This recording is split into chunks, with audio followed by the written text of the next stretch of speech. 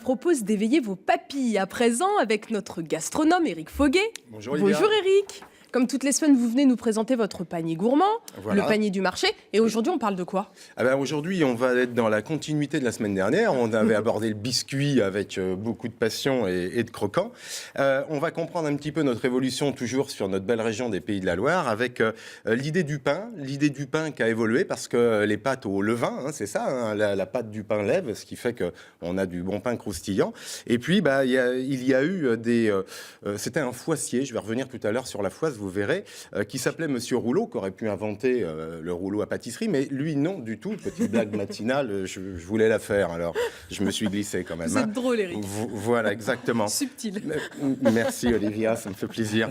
Et donc, en fait, ce matin, je vais vous parler du gâteau nantais, parce qu'effectivement, il incarne là aussi une belle tradition nantaise, et puis du pâté aux prunes, qui est plus sur notre région du Maine-et-Loire.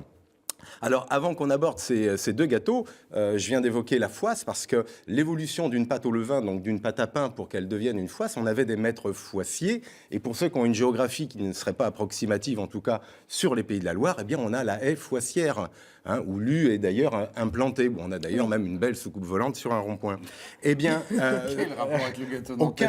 Aucun, justement. C'était pour tromper l'ennemi ce matin. Et donc, la foisse, en fait, est vraiment quelque chose de tradition, puisque c'était une évolution dite campagnarde, où des gens souhaitaient effectivement améliorer un pain et y ont mis effectivement dans cette pâte tout un ensemble de produits X, Y, Z, donc en fonction de leur gourmandise. Alors j'en viens à ce gâteau nantais, puisque lui est plus d'une tradition liée au biscuit qu'on avait abordé la semaine dernière. Et je suis allé voir donc monsieur Thierry Barotin, qui est un pâtissier boulanger de Nantes, qui incarne en tout cas la tradition du gâteau nantais, parce que le gâteau nantais, on va en voir sa formule peut-être sur le reportage, c'est un gâteau un peu à l'image, pour ceux qui voyagent encore, de la tropézienne, c'est-à-dire elle incarne Saint-Tropez. Bien nous, le gâteau nantais est vraiment le gâteau de Nantes. Alors, à base de biscuits, je reviendrai et nous diffuserons la recette très précisément, mais tout l'art, je dirais, de la pâtisserie ici est le fait d'imbiber le biscuit. Et en fait, je me suis amusé avec Thierry Barotin à travailler lors, effectivement, de la confection du gâteau nantais, parce que je voulais éclaircir un mystère. Le biscuit sec, on l'a pesé, 73 grammes. Le biscuit imbibé, nous l'avons donc pesé avant nappage, 123 grammes. Donc, 50 grammes, je dirais, d'excellence et d'amour, en tout cas, du rhum, parce que ce gâteau nantais fait partie de la famille des babas au rhum, bien évidemment, puisqu'il est imbibé, tant dans sa préparation. Mais ça n'a pas le même aspect, c'est marrant. Pas le même aspect. C'est pas spongieux. Alors, ce n'est pas spongieux. Si vous le consommez juste travaillé, oui, effectivement, on va y retrouver une démarche un petit peu plus... gourmande en termes d'imbibé, mais autrement, il ne va pas forcément se rassir, au contraire, il va se raffermir, entre guillemets, et puis développer forcément et concentrer son goût sur le rhum.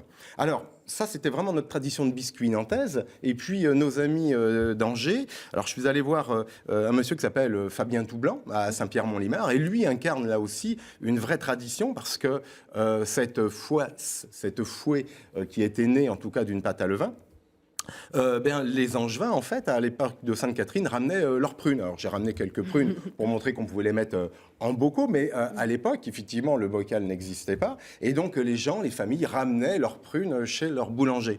Alors, le boulanger, il fallait qu'il soit bien comptable, parce qu'il fallait qu'il fasse un ensemble de gâteaux, mais qu'il ne se trompe pas entre les prunes des uns et les prunes des autres. Donc, c'était tout un travail de précision, d'harmonisation, en tout cas, pour qu'il n'y ait pas un conflit dans le village. Vous un lien l'imaginez. social. Exactement. Et donc, ces prunes étaient cuites dans une pâte au levain. Alors, c'est vrai que certains boulangers, et je parlais de Fabien Toublanc à l'instant, parce qu'il a conservé cette tradition du pâté aux prunes à la pâte au levain. Certains vont pouvoir utiliser des pâtes brisées. C'est un goût différent, mais on est un peu plus loin au niveau de la tradition. Et tout l'intérêt de ce pâté aux prunes, c'est qu'il va conditionner forcément les fruits lors de la cuisson. Et puis, à l'instar de ce gâteau nantais qu'on vient de voir, il va également se bonifier, parce qu'en fonction des jours supplémentaires, les prunes continuent à restituer leur jus, et donc vient nourrir la pâte forcément de leur générosité. Et donc forcément, vous avez un gâteau qui, là aussi, évolue au niveau du goût. Donc, Ce que je veux dire par là, c'est que le savoir-faire, la tradition, ça a vraiment du bon. Et quand on découvre encore plus finalement l'origine de ce que l'on mange, ben, je dirais c'est un appétit qui va se nourrir du cerveau, se nourrir de l'estomac, et on grandit tous effectivement de mieux connaître en tout cas ce que nous consommons.